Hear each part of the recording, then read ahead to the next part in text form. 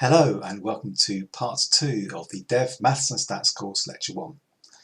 Having given you a brief overview of the ways you might meet maths during the year in lectures and readings, I'm going to spend the rest of lecture 1 looking at more specific mathematical examples. So we're going to look at types of function, then ways of manipulating algebra and equations, and then the very important topic of interest. So first of all, types of function in this video. So, when we're doing theoretical work, we often want to assume that the kind of functions I was talking about in the introduction have got a specific mathematical form. So we choose something that fits the way that we think the variables we have in mind will behave in the real world. That's for theoretical work.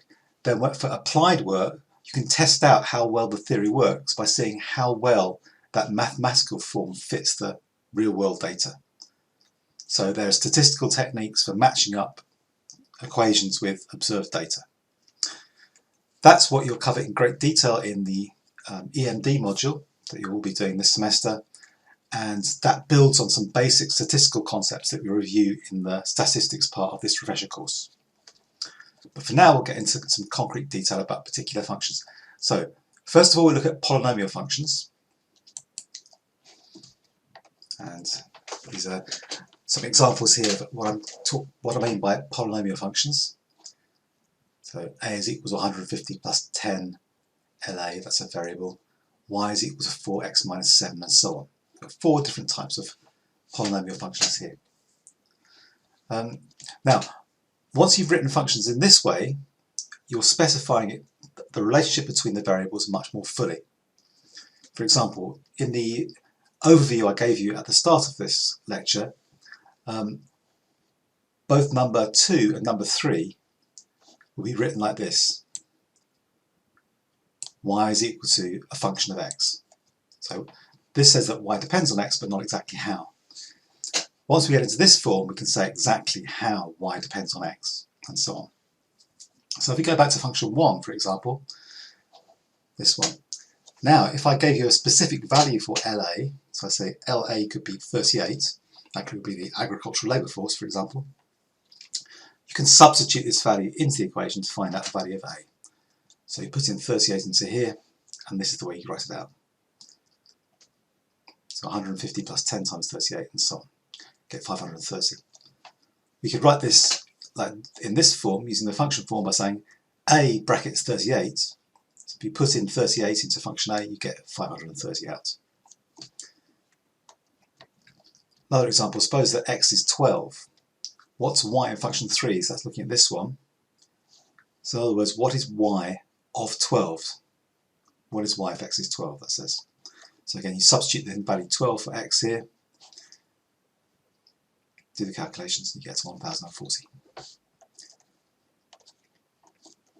Okay.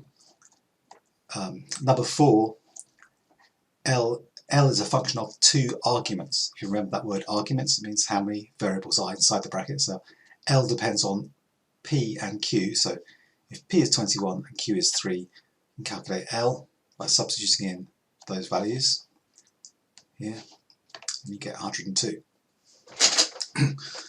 Okay, now Maple can help us do all this kind of thing, which is why we're using this functional. This is why I'm using this program to teach the pre-sessional. So when you get to things which are written in red, this is where the program actually does some maths. So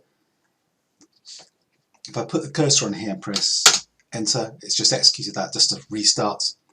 Now something will really happen. So the red is a Maple function, the blue is the output from Maple.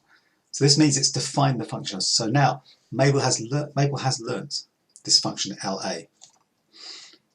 So I can define functions 3 and 4 like this. So this is function 3.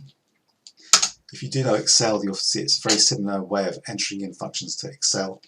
So now Maple knows that function 3 is x goes on to 8x squared minus 13x plus 44. And function L is the one with 2 arguments, is that. Once you've told Maple these functions, then you can just do the things I showed you above by hand. So what is A for 38? What is Y when x is 12? What is L for those values? Instead of doing it by hand, you just type it in like this, and the computer gives you the results that we just calculated. There's no need to stop there. You can put any numbers in at all. So here, let's throw some numbers into these things, and it just instantly calculates them. So if you've got Maple, if you're using Maple, remember you don't have to use it or learn it for this course, but if you have got it on the computer, you can try typing things like this in. So if you wanted to try what happens if x is 67, like that, and it just spits out the answer. So you can also try to define some functions yourself. Now, this is all just a bit random. We're all good social scientists, so we wouldn't do it randomly like this. If we want to really understand the functions, we would do something like this. So put in successive values of x, or values of, what is the function? It's not actually called a, it's LA, isn't it? So put values going up by 1 each time, and you can see what happens. Yeah. So each time LA goes up by 1, A goes up by 10. Okay. So each time we increase the argument by 1, the value of the function increases by 10. If I look at the other function, this one I've defined, which is this function, 8x squared. Okay. This does something which is different. So whereas this one goes up 10 each time, this one starts by going down slightly, then it goes up slightly, then it goes up a long way. So this function is more complicated than this one. An even better way to examine the behaviour is just to use a graph. So this is the command for doing a graph in Maple. So plot function of a between 0 and 8. That's function a. And here's function. There's another function. Didn't define that. That's function 2. And this is function 3. Okay.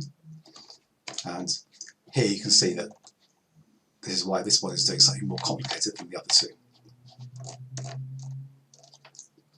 Okay, so those are some simple functions. Now in the next video we'll look at two different sorts of function in more detail, called linear functions and quadratic functions, and you can see they come from these graphs here. So there's some linear ones and a quadratic one. We'll go on to that in the next video. So thanks for watching.